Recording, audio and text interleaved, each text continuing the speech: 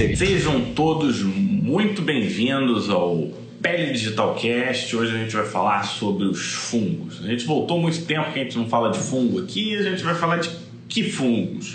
Fungos super poderosos. A gente vai falar de fungos problemas são pública, problemas reais, e provavelmente está acontecendo num nível maior do que está sendo documentado por questões de identificação, metodológicas e por aí vai. Então, a live de hoje, normalmente na live a gente faz uma divisão, ou é o Omar, ou sou eu. Hoje a gente fez um mix. Hoje a gente dividiu em dois blocos em que eu vou trazer os destaques dos fungos super resistentes. E o Omar vai trazer também um destaque dele para fungos super resistentes. Então, dessa forma, a gente consegue trazer alguns aspectos sobre micologia. Micologia é importante para a saúde humana. A gente voltou para micologia, né? Já estava um tempo que a gente não falava sobre o assunto. O pessoal sabe, mas os fungos, né? Quem é mais raiz, assim, pele digital já sabe, mas os fungos ganharam tanta importância que eles têm um reino próprio, diferente do passado. Sempre que a gente foi conhecendo e evoluindo o conhecimento, eles ganharam um reino próprio. A gente está falando de milhares de espécies, né? Mais de 5 mil fungos identificados, e algumas dezenas só causadoras de doença humana. Um aspecto interessante são que as pessoas ficam muito preocupadas com fungo como sendo um problema de saúde humana, mas na verdade os fungos, na grande maioria das vezes, são soluções para os problemas humanos e não problemas. Então, acho que isso Exatamente. Estava vendo hoje os fungos, eles, além disso tudo que você falou, estão entre os menores micro-organismos da Terra. Obviamente, eles são de uma célula animal, não do tamanho de uma bactéria nem de um vírus, mas do tamanho de uma célula animal e vegetal. Tem os maiores seres vivos na face da Terra são os fungos, né? Tem um fungo famoso, em Montana agora, que ocupa 10 quilômetros quadrados, ele é subterrâneo, e é uma verdadeira maior ser vivo em termos de tamanho e peso na Terra. Olha, a gente vai fazer um mix, né? A gente falou mix match. Pode ir lá, bora começar com o nosso top 5, 4, 3, 2, 1. Olha só, hoje a gente vai ver uma revisão intensa aí sobre, principalmente aí quem está indo para título especialista, né? Vai para a segunda fase agora aí com a dia, o pessoal que está se atualizando, e assim, tem muita novidade com o fungo, né? A gente separou esses top 5, como são o nosso tradicional aqui de terça-feira, e vamos rever esses pontos aí mais importantes, né? Então vamos começar com o top 5 de hoje. De fungo, todas as perguntas vão ser nessa linha. Fungo que nem a radiação mata. Fala pra gente, Fábio, esse aí é um assunto que o Fábio vai abordar. Já ouviu falar disso? Quando você pensa em holocausto, bomba nuclear, qual bicho que vem na sua cabeça assim que vai continuar por lá? E sobreviveu? Barata, né? Dizem que a barata sobrevive. Barata. Esse é o que está na cabeça de todo mundo, né? A barata. E, na verdade, a barata, isso não veio do nada. Isso aconteceu em Hiroshima. Logo após a bomba, foram identificadas baratas nas regiões. Então, por isso que, classicamente, a gente fala de barata. Alguns falam escorpiões também, né? Que os escorpiões, eles resistem. Mas o fato é que, quando a gente fala de radiação, holocausto, a gente pensa em destruição de vida. A gente pensa em ambiente inóspito. A gente pensa naquele terreno arenoso, desértico. A gente pensa em videogame, né? Porque videogame adora esses ambientes pós-holocausto e tal. E radiação, né? Em vários desses videogames tem áreas radioativas e a radiação ela fica presente no local por muito tempo. O conhecimento da radiação, principalmente a radiação ionizante, né? Do ultravioleta C, para as mais energéticas, à medida que vai tendo mais energia acumulada, o comprimento de onda ela vai diminuindo, a frequência vai aumentando, então ela fica com uma amplitude menor, ela vai ficando, né, ela fica mais apertadinha, mas ela vai ficando muito energética. E a gente usa isso como terapia. E o que faz? Dos raios-x, radiação gama, né, lesão de DNA direto. O UVB consegue fazer isso. Só que as radiações elas são mais energéticas, então elas têm mais poder de fogo para lesar DNA. Então, quando você pensa em holocausto de destruição de vida, pelo menos vida eucariótica, faz sentido, porque acaba com DNA. Chernobyl, você lembra, com certeza, quem é da minha faixa etária, da tua faixa etária, pessoal um pouco mais novo que eu, da idade do meu irmão, uns 10 anos mais novo que eu, vai lembrar de Chernobyl, foi em 1986. Você tem um putz de um acidente, explodiu o reator, tem até uma série da HBO que fala sobre isso. Sensacional. Muito legal, né? Muito boa. Muito boa. Não sobrou nada de vida, né? Não, porque o pessoal começou a visitar em 1991, eles identificaram fungos. Mas não foi fungo lá no jardim da casa, da Katrina, que estava lá. Era na parede do reator. A água circula no core do reator. A gente está falando nos locais de maior quantidade de radiação. E aí a gente está falando de decaimento, né, de décadas e décadas. Essa região ela vai ficar sem vida humana por muito, muito tempo. Então, eles identificaram um fungo. Sabe que fungo? Não, qual? Que causa doença humana. Cryptococcus neoforme. Sério? Criptococose? Então, tinha lá criptococcus na parede, tinha criptococcus na água, tinha outros fungos, tá? Depois a gente vê. Mas o fato é que os fungos, eles ultrapassaram o conceito do que a gente chama de radioresistência.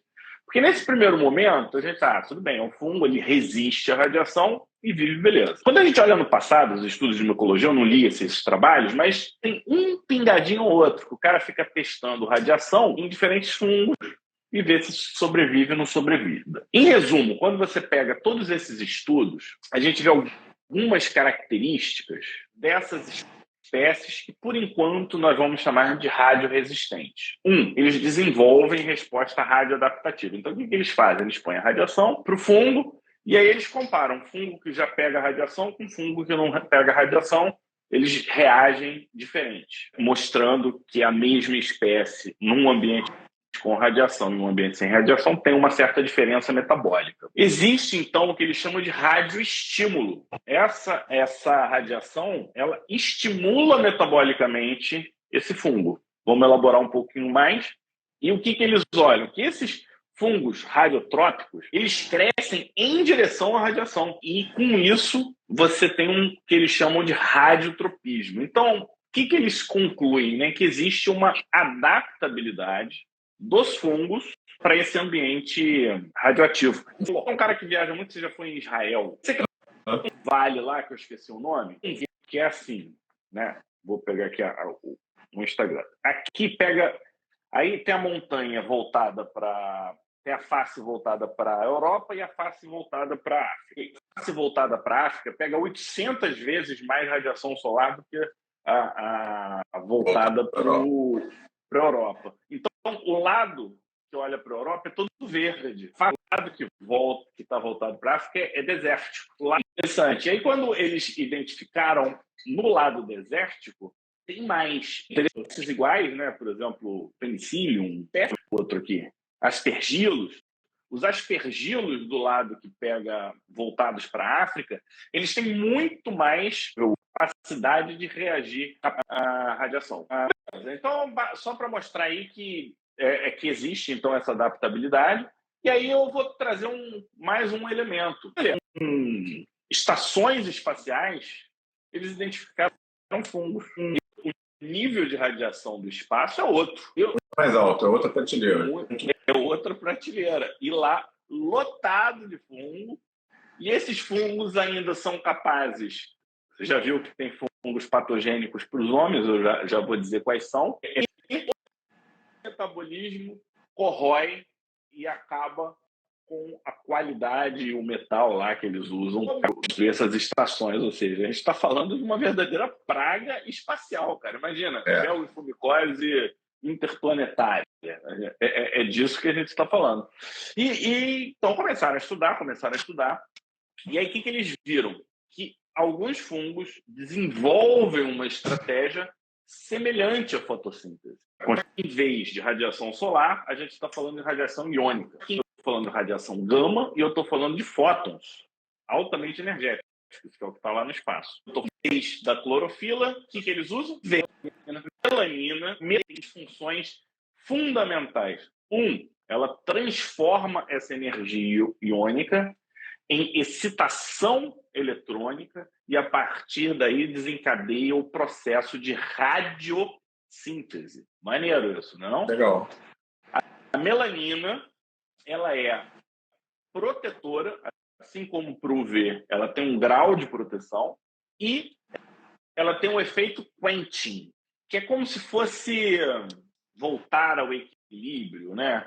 Na indústria, quando esquenta muito, o efeito quenching é um efeito arrefecedor, né? Diminuir a temperatura, mas não é só temperatura. No caso, é o efeito quenching para, eu não sei como seria a tradução, Omar, para a produção de radicais livres. Então, excitação de elétron acaba gerando radical livre, ela mesmo puxa esse radical livre para ela, além de ser uma proteção física contra a radiação. Então, esse é um efeito super interessante, que aí, o que acontece? Olha o que já estão fazendo. Eles pegaram, então, vou dizer as espécies de fungo, que são radioresistentes, radiofílicas, elas são radiosintéticas. São Streptococcus neoformans, Cladosporium, Cladosporioides, Histoplasma capsulatum, Aspergillus, Penicillium, Vanguiella dermatitis e Cladosporium larioxetum. Falando de fungo que causa doença.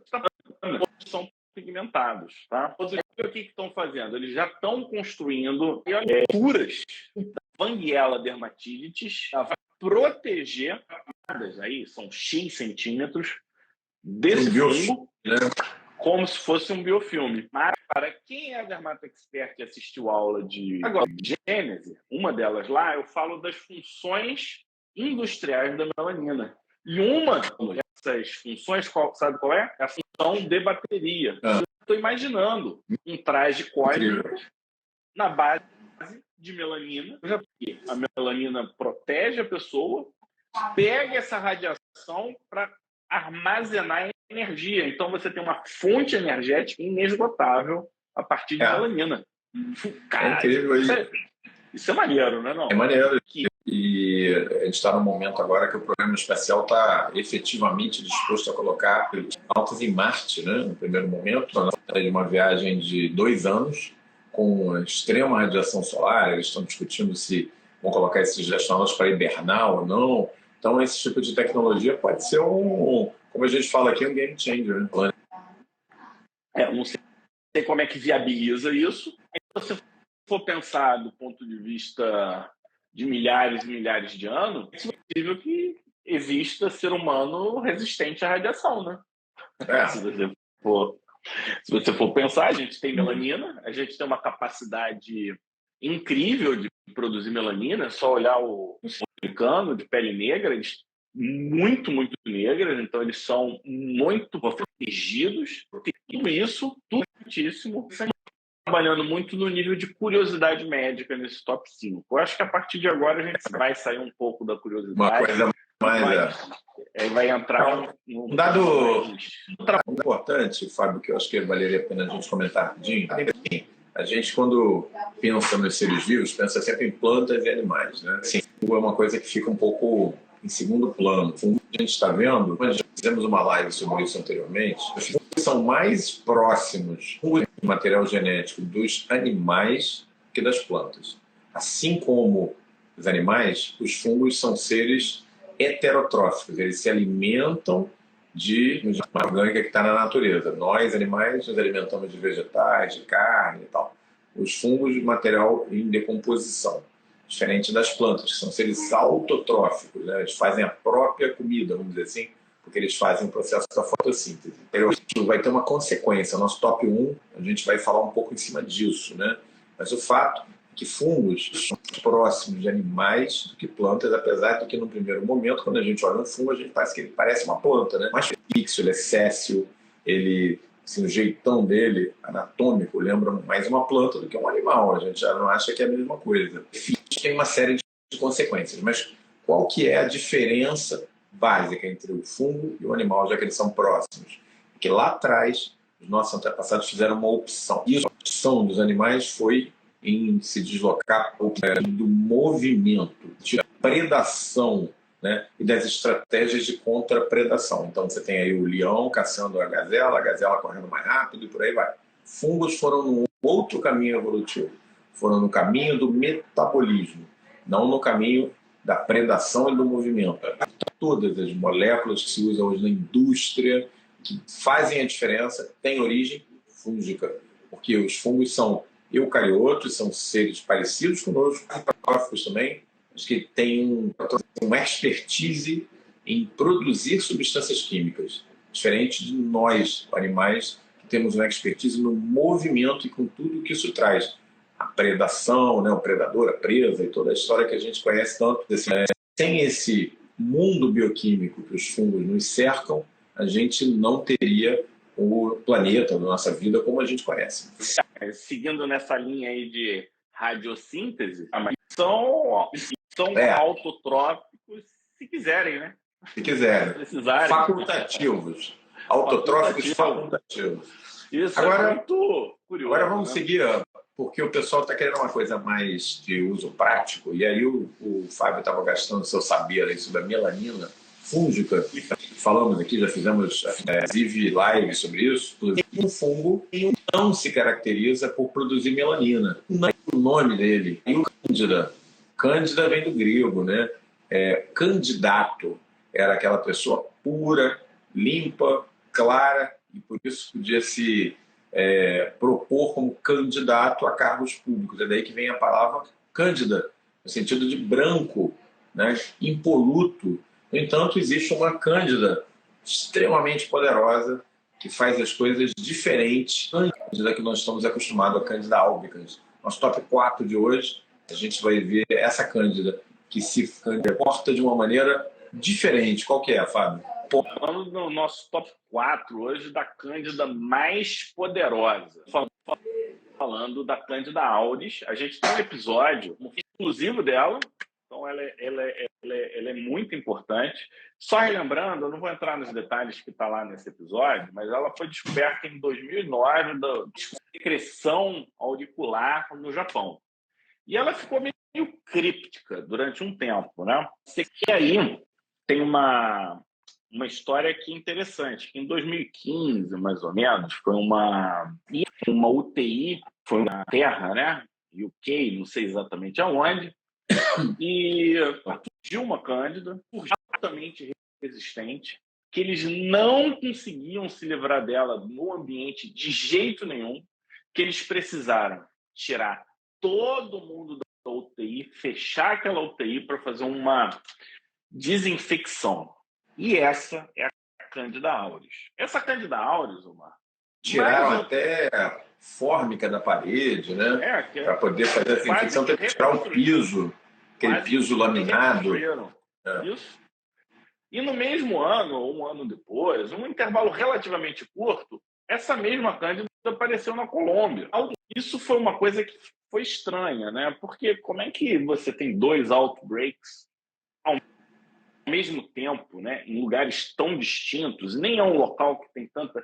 Não vai tanta gente da Colômbia para a Inglaterra, da Inglaterra para a Colômbia. Não é o tipo Guiana Inglesa e a Inglaterra. É uma coisa diferente, né?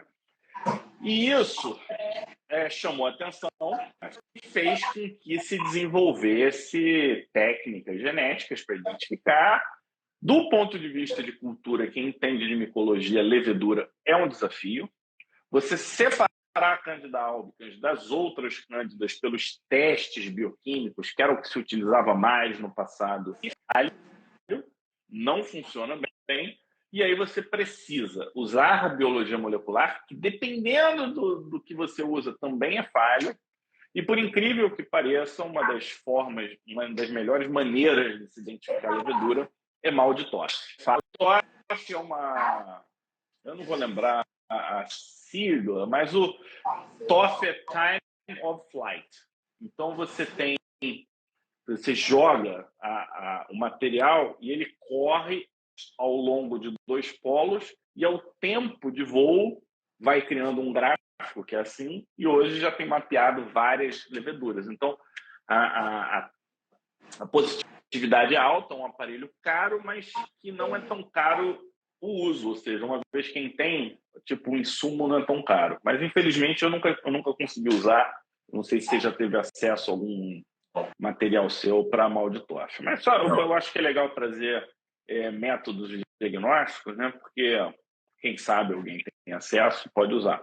E aí o fato é o seguinte, tem 5 hoje, né, cepas, vamos dizer aqui, que vêm de origens distintas, mas a Cândida auris ela é a mais terrível, né, a mais brutal de todas por 3 motivos. Ela pega as 3 principais características de um fungo sinistro. Você sabe quais são as principais características de um fungo sinistro? Então eu vou dizer. 1, ela é altamente transmissível, porém comensal na pele das pessoas. Essa não é uma cândida que causa candidíases cutâneas.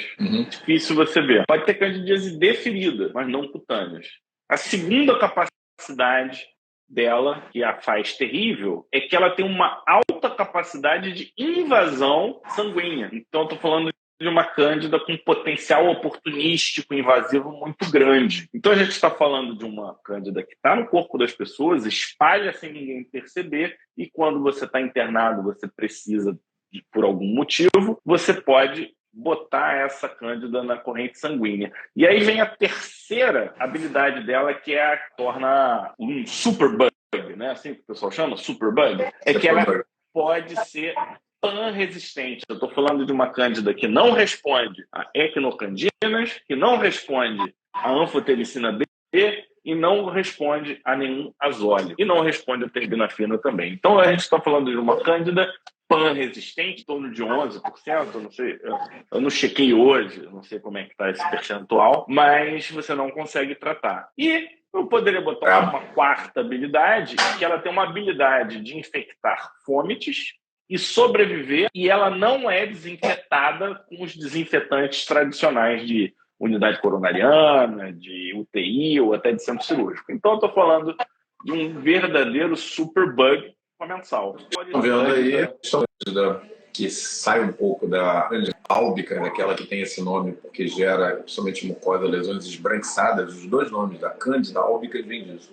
Cândida, como eu expliquei, vem de cândido, de puro, de claro, e álbicas de albo branco, né? Essa não, essa é a cândida auris. E ela é um super bug, um super parasita, um super micro-organismo que junta características que a tornam virtualmente imbatível. O que nós temos hoje disponível no nosso arsenal antifúngico.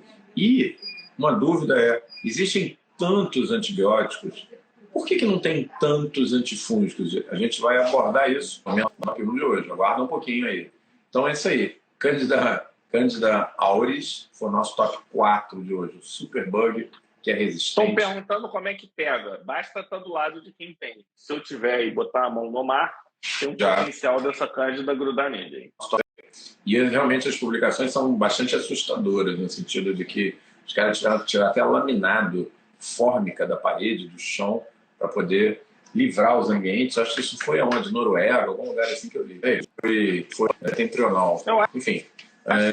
Pode ter sido essa história da Inglaterra aí, é bem clássica, assim, tipo, chamou atenção, mobilizou o CDC. Deve ter acontecido em mais de um lugar, talvez, né? Bom, aí quem gosta de micologia, a gente está falando muito de cândida, não pode deixar de falar no primo irmão, que onde você pensa em cândida, você pensa na outra micose cutânea, né? Para a gente que é dermatologista, são as 2 mais patogênicas que causam mais problema, que é a dermatofitose. A dermatofitose, na sua forma clássica, ela é bastante incômoda. Ela é que é responsável por aquelas unhas que descolam, principalmente no dedão do pé, do hálux, conforme a gente vai ficando mais velho.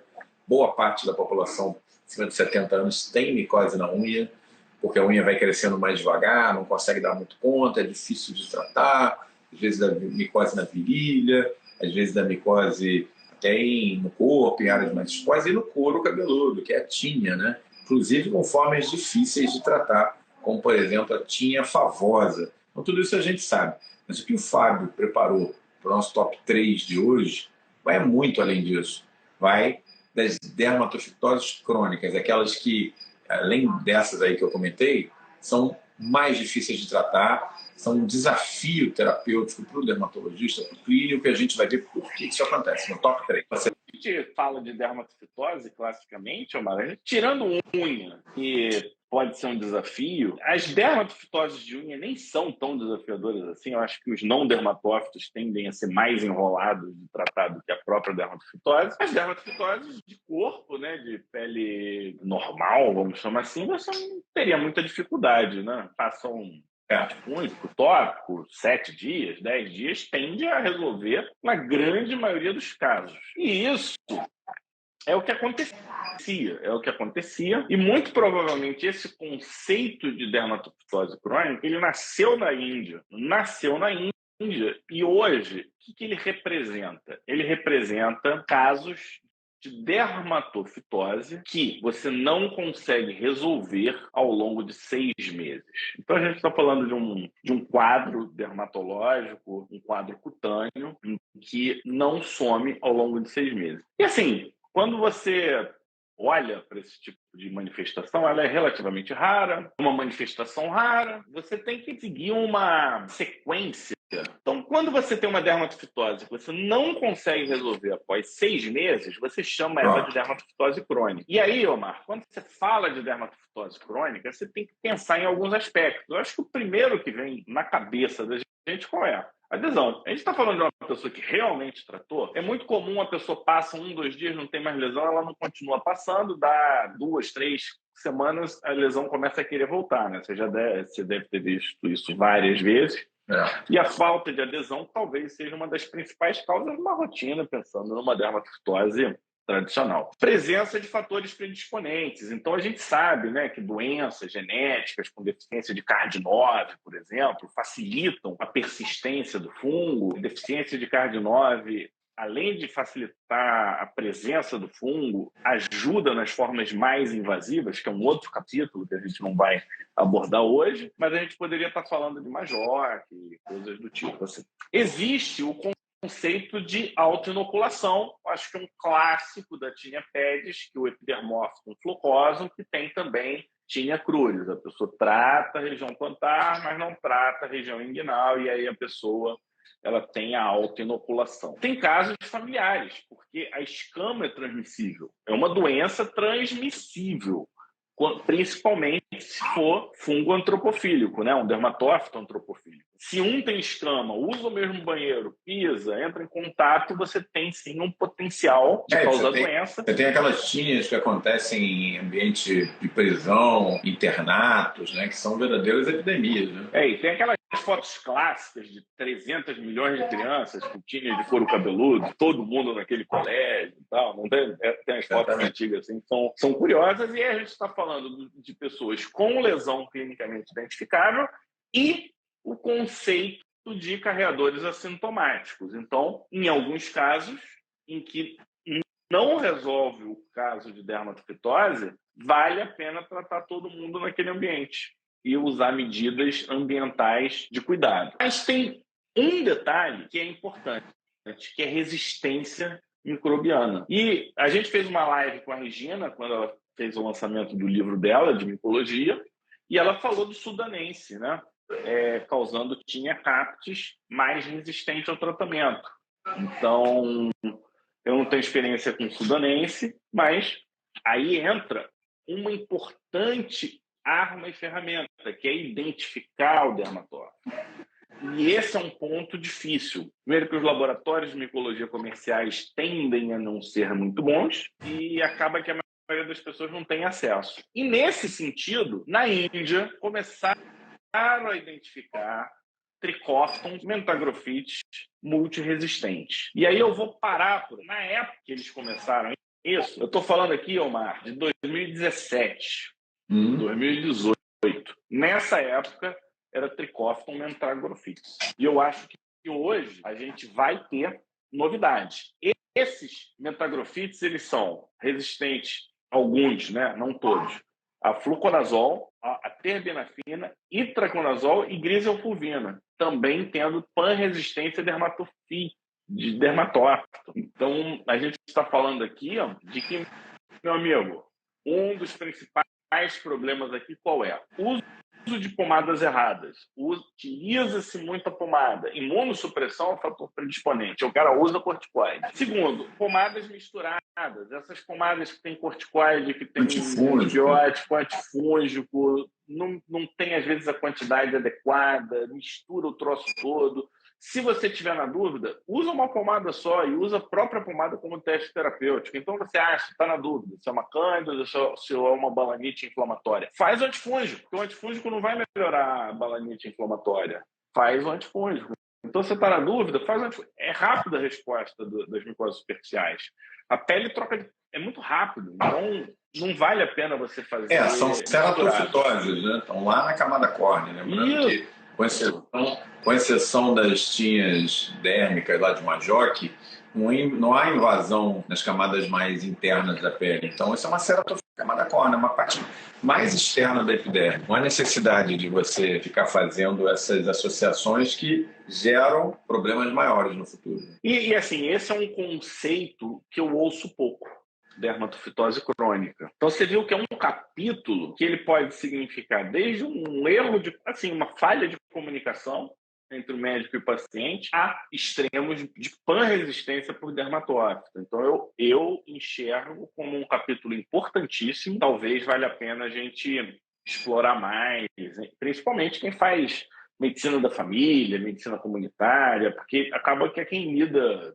Dificilmente você pega uma dermatofitose no teu consultório. Quando você pega no teu consultório particular é porque falhou demais, né? O pessoal papou mosca atrás de mosca para chegar na gente, ou é um caso de dermatofitose crônica que o cara, apesar de ter feito o diagnóstico correto, não soube evoluir nessa conduta. Então, foi minha parte do nosso top 5 de hoje. Gostou? Você acha que eu fiz uma boa seleção? Acho que foi uma boa revisão do material.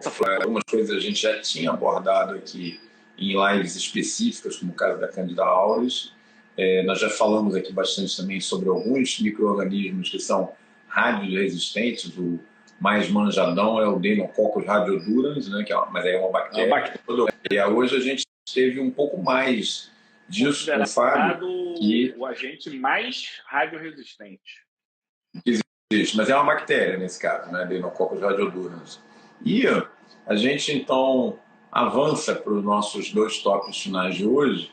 A gente vai falar no nosso top 2 desse perigo que o Fábio já começou a pintar, é o perigo que veio da Índia, né, Fábio? Isso aí. Agora eu vou perguntar para o Omar. Omar, me conta. Melhorou quando eu mudei para o 5G, melhorou ou foi a mesma coisa? Melhorou. Agora deu uma pioradinha de novo, agora voltou a melhorar. Eu acho que tá flutuando. Mas vamos falar um pouco desse. Vamos falar do porquê da Índia, né? Que perigo é esse? Por que esses dermatófitos estão aparecendo mais na Índia, né? É porque aparece mais lá? É porque, de repente, tem algum grupo de pesquisa que estuda dermatófito? Então, eu não sei se tem algum grande grupo de pesquisa de dermatófito no Brasil, por exemplo. Você lembra de uma aula que a gente fez sobre malassezas resistentes? Tem lá. O pessoal estava perguntando aí no chat. A gente falou 1 hora de malassezia resistente naquele dia. O Omar até falou, não sabia que tinha tanta malacésia resistente assim. É um tema complicado também. Toda vez que a gente lida com agentes que são do microbioma, ou do fungoma, sei lá como é que a gente vai falar, é difícil, porque você... Como é que lida com isso, né? Então, no caso da malacésia, é um grande problema. E dermatófito também. Dermatófito, ele é ubíquo, ele está o tempo todo, em todos os lugares, só em alguns momentos que ele causa doença. Mas eu queria, então, no nosso top 2 de hoje, que você explicasse, então, o perigo que vem da Índia. Então, a Índia, sem nenhum tipo de comentário, já estive na Índia, tenho amigos indianos e tal, mas assim, Índia é uma situação muito especial no mundo. Acho que quem visitou sabe do que eu estou falando. Primeiro, a gente está falando do país mais populoso da face da Terra. Acabou de passar a China mês passado, no mês de abril, como o principal 1,6 bilhões de pessoas localizadas num país. Então, você vê, é uma população que é 8 vezes a população brasileira. Nós somos 200 milhões, eles são 1,6 bi, em uma área que é mais ou menos 1/3 do tamanho do Brasil. Então, isso obriga as pessoas a conviverem num grande aglomerado populacional, todas juntas. Obviamente, como um país em desenvolvimento do terceiro mundo, como o Brasil, isso faz com que boa parte da população não tenha acesso pleno ao sistema de saúde e tenha que procurar medicinas alternativas dos mais diversos tipos e tal. Já há algum tempo, é um problema sério na Índia. Eu acompanho muito essas publicações com o pessoal indiano da Liga Mundial, a questão do uso de despigmentantes tópicos na Índia, de todos os tipos. Tem muitos trabalhos interessantes, não só na Índia, mas também na África, mostrando que é uma coisa comum, principalmente entre mulheres nas áreas rurais, uma coisa chamada bleaching, que bleach em inglês é água sanitária, né? Então é o embranquecimento da pele. Por que isso? Porque as mulheres nesses locais tribais acreditam que se elas tiverem a pele mais clara do que os seus pretendentes, elas vão conseguir casar, vão conseguir, enfim, ter família, filhos mais facilmente. Isso é, enfim, uma coisa que eles acreditam localmente. Então, é um negócio generalizado. Papua Nova Guiné, na Índia, na África, o mecanismo do bleaching. Muito do que a gente usa hoje de produtos químicos para clarear melasma vem, sabe de onde, Fábio? Da experiência tribal no bleaching. Então, por exemplo, o ácido glicerídeo, por exemplo, o arbutin, que vem do arroz, foi descoberto porque essas pessoas passavam essa substância na pele e foram vendo que clareava, né? Então, a farmacopeia em relação a melasma tem a ver com essa experiência tribal. Uma das coisas que é usado em larga escala na Índia, principalmente para melasma, é o corticoide tópico. É um dos problemas sérios de saúde pública na Índia, é a questão do corticoide tópico. Eles usam muito por causa do melasma, muito por causa do vitiligo. Enquanto o vitiligo no mundo inteiro afeta em torno de 2 a 2,5% da população mundial, na Índia afeta 8% da população mundial. Tem alguns dados que mostram que isso tem a ver com o uso da cúrcuma, alguns dados que dizem que mostram que tem a ver com algumas questões ambientais indianas. O fato é que é 4 vezes o valor médio. Isso gera uma série de problemas. Então imagine aquela superpopulação se automedicando, usando à vontade corticoide. O corticoide não tem nenhum tipo de controle de prescrição na Índia. Eu sempre vejo os indianos apresentando esses dados que são realmente assustadores, enquanto aqui a gente... No Brasil também não, né? Sim, mas aqui no Brasil, as pessoas, quando você fala em corticoide, você deve ter essa experiência. Você fala, não, vou te passar um corticoide, mas não corticoide não tem efeito colateral, não sei o quê. Aí, né, você tem aquela coisa assim, pelo menos de uma certa resistência. Na Índia, não. O povo cai dentro mesmo, gosta de corticoide, compra à vontade.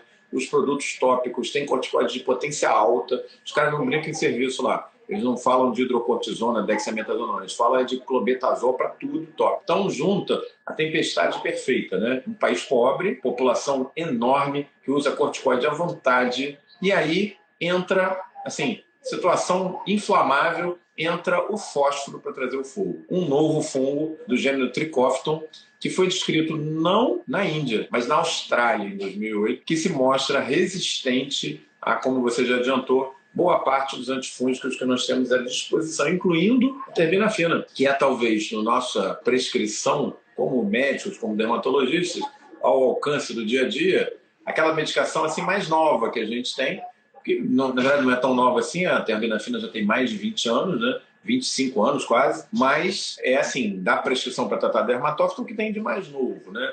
No dia a dia para o dermatologista. E aí, esse fungo simplesmente não responde a essas formas de tratamento. Mais do que isso, ele tem se mostrado extremamente extenso nas lesões cutâneas. A gente fez um post no PL Digital mostrando casos descritos, lesões extensas pegando o tórax inteiro, que é uma coisa que a gente não vê com dermatofitose, né? Eu já vi casos assim, sabe quando? Na época áurea do HIV.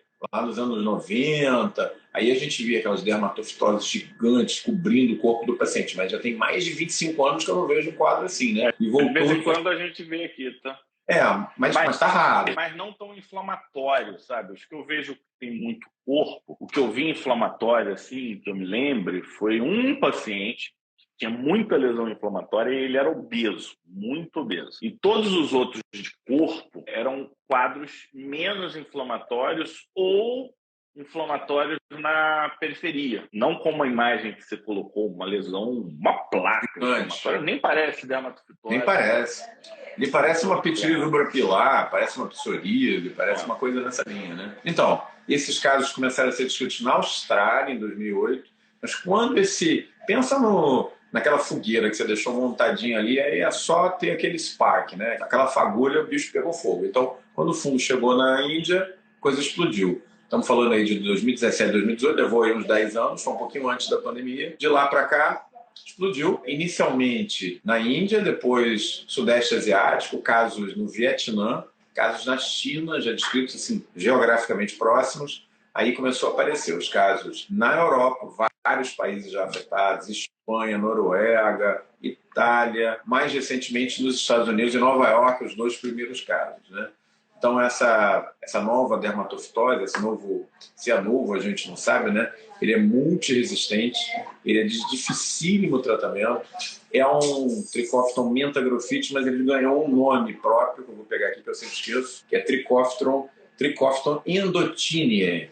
Então, lembra, até tinha, né? Indotineae, tem uma postagem nossa no Peridigital da semana passada, se você não viu, não deixa de ir lá dar uma checada. E essa é uma doença, Fábio, que não tem escolhido o hospedeiro. Não é uma doença que está afetando primordialmente pacientes imunossuprimidos, não. Isso está sendo descrito de uma maneira ampla, cosmopolita, várias faixas etárias, crianças, idosos, indivíduos adultos, rígidos muitas vezes, com quadros extensos e que não respondem ao tratamento. Eu fiz aquele comentário, né, desse mentagrophytes da Índia, que existe uma possibilidade. A gente teria que ir atrás dos artigos. Chegamos em 100, hein? Chegamos em 100. Os fungos proliferaram ao longo dessa live, Omar.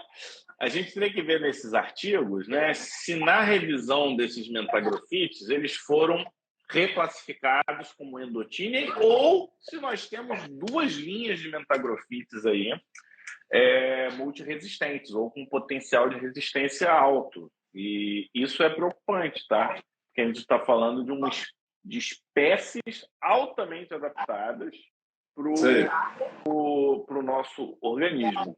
E aí, a gente está aqui superbugs, um atrás do outro. Tá? Desde os que comem radiação, né, no nosso top 5. Não, e olha só, a gente pode acrescentar aí os que são radio friends, né, radio lovers. A gente pode acrescentar Candida auris, a gente está falando dos mentagrophytes resistentes, a gente está falando desse novo Trichophyton indotineae. A gente tem que colocar nessa lista aí, Fábio, a gente tem tricose que está proliferando aqui no Brasil já há 20 anos, que está mais difícil de tratar, que está mais fácil de contaminar. O que está acontecendo no reino fungi? Conta aí pra gente. É isso que todo mundo está se perguntando, né? Depois que você vê o problema surgido, né, fica fácil dizer, caramba, por que eu não pensei nisso? Será que a gente não está vendo aí todos esses componentes chegando juntos e está faltando a gente aquela sacada dizendo, caramba, é daí que talvez venha um agravo à saúde realmente importante para a espécie humana? Eu tenho uma opinião sobre isso, que eu acho que a gente está usando o raciocínio da década de 1940 e das décadas seguintes, em que a gente estava para as doenças infecciosas sempre atuando na capacidade replicativa do agente. E pega doenças como cromomicose. Cromomicose replica devagar. É uma carapaça fúngica. Você não consegue tratar, porque não tem replicação. Então você tem que, hoje, modular a resposta do hospedeiro e ou do próprio agente, porque a gente sabe que é um relacionamento ali, né? Então, às vezes, você botando um outro elemento, toda a conversa muda. E aí, aquela situação que funciona, deixa de funcionar. E aí a minha pergunta para você. A gente pensa em vacina para malária, a gente que é um protozoário, a gente faz vacina para tudo que é vírus, para bactéria. Por que a gente não está falando de vacinas antifúngicas? Por que a gente não pensa em vacina para abordar dermatofitose, por exemplo, que tem teste intradérmico positivo? Teria tudo para você pensar em fazer uma vacina, uma abordagem por vacina. Se a gente está num país endêmico para a esporotricose, por que não pensar numa imunização para a esporotricose? Em estratégias vacinais. Eu acho que aquela clássica de anticorpo neutralizante não vai funcionar contra agentes tão grandes. Então, a gente tem que ter uma outra estratégia, tipo vacinas marcadoras, né, para aumentar a antigenicidade e mudar, por exemplo, o perfil de resposta imunológica. Eu acho que aí teria que estudar a parede de cada fungo, ver o quanto que é isso. Mas tem, se você olhar um pouco, você tem lá o marcador. Está dando uma contribuição aqui, ó. O veterinário temos vacina contra micrósporo canis, olha. E como é que funciona, Karina? Fala aí pra gente. Olha só, Fábio, apesar que é uma ceratofitose, a gente faz teste positivo para tricofetina, né? Teste intradérmico. Da mesma maneira que você faz o PPD, o teste intradérmico, você faz BCG para o bacilo, para a tuberculose. Então, na teoria, eu acho que há algumas doenças fúngicas, por exemplo, talvez a dificuldade numa vacina para dermatófito seja que você tem vários gêneros envolvidos, né? Então, você teria que fazer uma vacina multigêneros, aí você tem tricófito, epidermófito e tal, mas na teoria daria para fazer. Ou uma vacina terapêutica, que a pessoa entra num quadro de difícil controle, pela vacina você muda a estratégia. Eu acho que o problema aí, Omar, é econômico. O problema não é as doses, intervalos de mais ou menos doses, dias. E tecnologia nacional e indústria nacional. Tá aí, interessante, né? Mas é para cavalo, né? É para cavalo, é. Não sei se é para cavalo. Acho que ela falou que era para cães, né? Acho que ela comentou cavalo. Pitiose equina. Tá bom. E é terapêutica, não é profilática, e cavalo é economicamente. Quem tem cavalo tem grana. Dificilmente você tem dono de cavalo. Tem grana. Não, olha só. Não, ela falou que é para cães, ó. Não, a pitiose é outra doença. Essa é para cães, pelo que. Bom, enfim, ela explica aqui pra gente. Ela falou que é para pitiose equina causada pelo micrósporo canis. Foi o que eu entendi. Corrige a gente aí, mas para a gente não passar do nosso horário, a gente tem então um novo desafio no nosso top 1, que a gente não tem novos antifúngicos. Você falou terbinafina, anfotericina B, todos os azólicos, eles agem aonde? No ergosterol, na composição do ergosterol, da capa externa do fungo. Os que funcionam um pouco diferente, eles são exclusivos para as leveduras, né, que são as caspofunginas, eu não lembro exatamente onde age, mas não funciona para vários e vários fungos, vai funcionar basicamente para cândida e uma outra levedura. Que quando toma uma perspectiva, a gente chegou nesse fim do túnel? Depois a gente vê uma luz no fim do túnel, que pelo jeito da nossa live agora é um trem vindo na nossa direção, né? Não é exatamente um fim do túnel, porque a gente está vendo aí uns 4, 5, 6 fungos pesadíssimos chegando. A gente precisa deixar, obviamente, uma mensagem positiva, né, Fábio? A nossa função aqui no final dessa... Não é desanimar, não, né? Não dá para desanimar. Sempre em frente, né? E o que acontece? Será que a indústria farmacêutica não tem interesse? Lógico que tem. O problema, gente, vem do fato de que, como eu comentei lá no início, os fungos são muito parecidos com os seres humanos. São mais parecidos conosco, em termos genômicos, do que as bactérias, muito mais, e do que as plantas. Então, isso gera um problema. Quando se desenvolve novos antifúngicos, eles tendem a ser tóxicos, interagir muito com a célula eucariota animal, nossa célula, portanto, porque nós temos vias metabólicas similares aos fungos. O ergosterol, que o Fábio estava comentando, é uma linha promissora, tem sido nos últimos 20 ou 30 anos, porque está presente na parede celular do fungo, que não está presente na parede. Nós não temos, como animais, nas nossas células, parede celular. Então, investir no ergosterol foi uma atitude inteligente, porque garantiu antifúngicos que não eram tóxicos para o ser humano. Só que parece que dessa toca não sai mais coelho. Já estão trabalhando em cima de ergosterol há 40, 50 anos.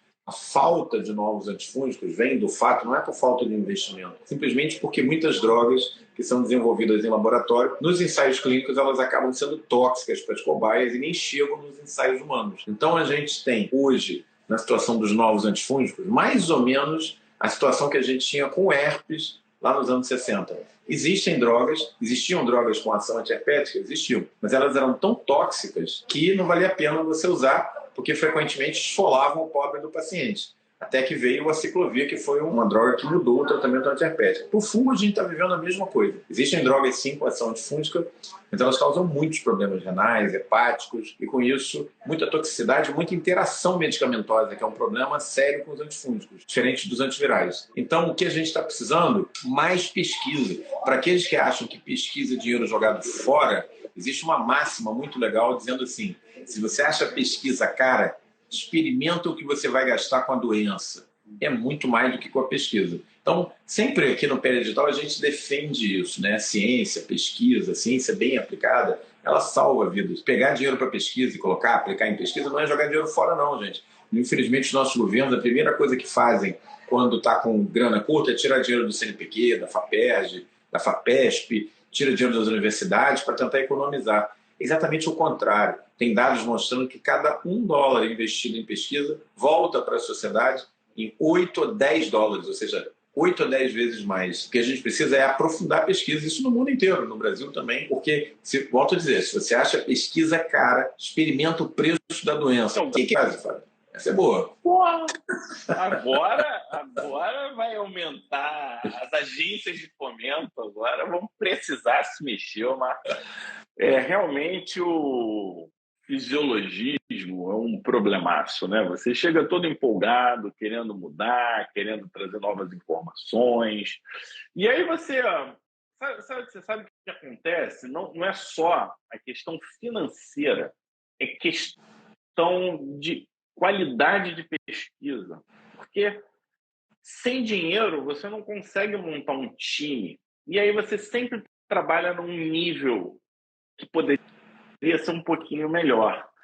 No início de carreira, isso é beleza, né? Mas, porra, você 20 anos de carreira ou mais, você vai continuar com pesquisa, nível iniciação científica ou um mestrado de baixo custo? Não dá, né? Você quer... A pessoa que tem ambição de carreira, ela quer evoluir na qualidade, ela quer publicar numa Nature, ela quer uma resposta de um produto, né?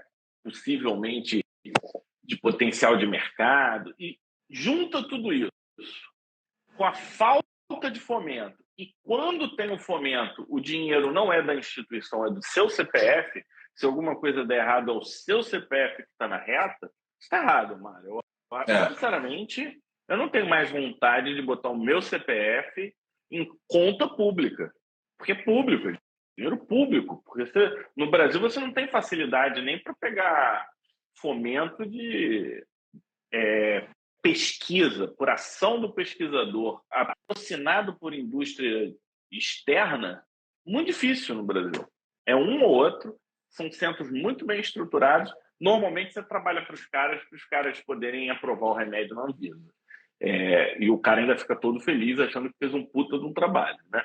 Agora, por exemplo, saiu agora uma publicação nossa, um pessoal da Fiocruz do Rio, que é o glucantime intralesional. Foi uma iniciativa do Marcelo, lá da Fiocruz do Rio, com patrocínio da Fiocruz / Ministério da Saúde. Então, esse tipo de pesquisa é um ou outro. Deu uma trabalheira, encheu meu saco, no sentido de que é pesquisa clínica, e eu não tenho estrutura, aí vai lá, sabe aqueles monitores? São chato porque a gente não gosta de ser chamado a atenção, mas eles estão certos, que é o rigor da ciência, aquela coisa toda estruturada. O que a gente precisa fazer, por exemplo? Eu vou pegar, de novo, as micoses. Isso é uma coisa que melhora muito o efeito do antifúngico na pele. Então, às vezes alguma coisa física, às vezes coisa que você pode fazer intralesional. Então, tem várias possibilidades. Não sei como é que vai ser. Não vejo nenhuma perspectiva de curto prazo, mas, independente de qualquer coisa, o que sair de importante é a gente identificar o que a gente vai fazer, Omar. A gente traz para cá. Traz aqui. Também eles vão saber aqui em primeira mão. E acho que eu vou até convidar o Marcelo para a gente fazer uma live. Ótima ideia. Né? Encontrei com o Marcelo esse final de semana, por acaso, lá no Yacht Club. Estava lá almoçando com os amigos, encontrei ele com a esposa, a Janine. E ele, ótima ideia. Vou chamar ele para ele falar dessa pesquisa, das dificuldades. Vou proibir ele de falar mal de mim aqui na live, porque aqui na live Pele Digital só pode falar bem de mim, mas bem de você. Então, é isso aí. Agradecer a presença de todas. Apesar de não ser um tema muito popular, eu acho que a gente conseguiu abordar um tema importante, com curiosidades médicas e alertas médicos e uma luz no fim do túnel, né? Para ver se a gente chega lá. Estou só olhando aqui que as ecmocandinas agem nos beta-glucãs, que também são a porção externa da parede, né? Então, olha só, você sabe, pode contar sempre com a gente aqui toda terça-feira. Acerta o seu relógio pela gente do Pele Digital. Às 20 horas, a gente está sempre aqui trazendo o que tem de melhor da medicina, da dermatologia, da cosmetria, da cirurgia. Sempre fica aqui com a gente quer agradecer super essa parceria aqui com a gente, já de mais de 3 anos. E estamos sempre juntos, né, Fábio? Se cuida. Pessoal, uma boa noite, Fábio. Se cuida, estamos aí semana que vem, tá?